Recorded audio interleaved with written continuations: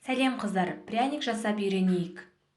Қажет заттарды мен астына жазып қоямын. Ал енді іске кірісейік.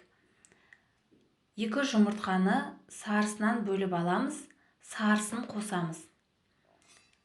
Ал 1 жұмыртқаны бүтіндей өзін қосамыз. Барлығы бізге 3 жұмыртқа керек. Және қантымызды саламыз, балымызды саламыз. Жақсылап бір келкі масса болғанша араластырамыз.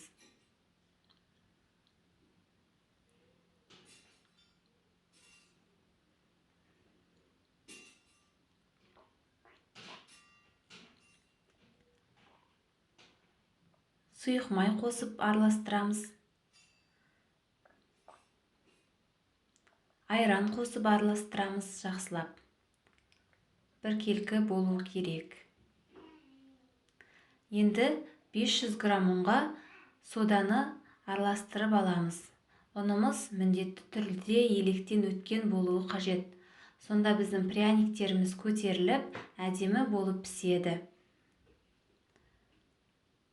Ұнымызды аз-аздан қосып отырып араластырамыз. Бәрін бірден салып, қамыр елеуге болмайды. Көтерілмей қалады.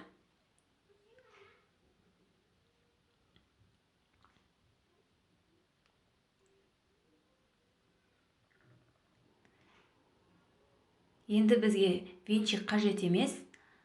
Қалған 250 грамм ұнды қосып, қолға жабыспайтындай қамыр елейміз.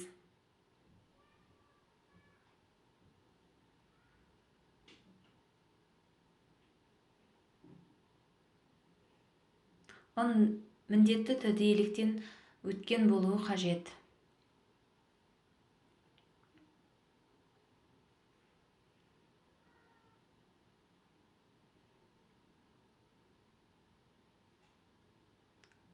Осындай қолға жабыспайтындай қамыр елейміз. Қамырымыз біздің жұмсақ. Оқтаумен бір келкетіп жаямыз.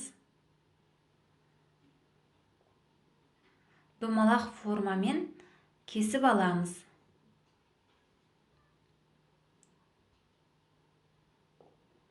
Қалыңдығы міне осындай болу қажет.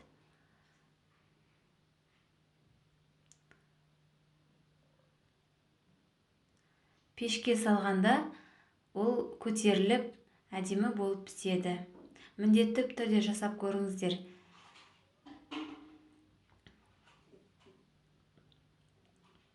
Алдын ала қызып тұрған пеште 180 градуста 15-20 минут пісіріп аламыз.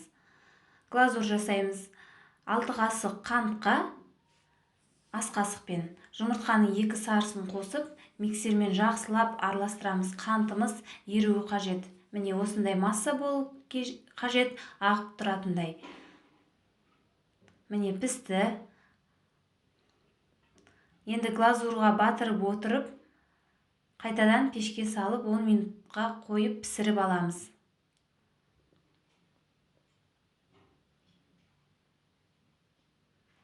Дәмді ас болсын. Міндетті түрде жасап көріңіздер.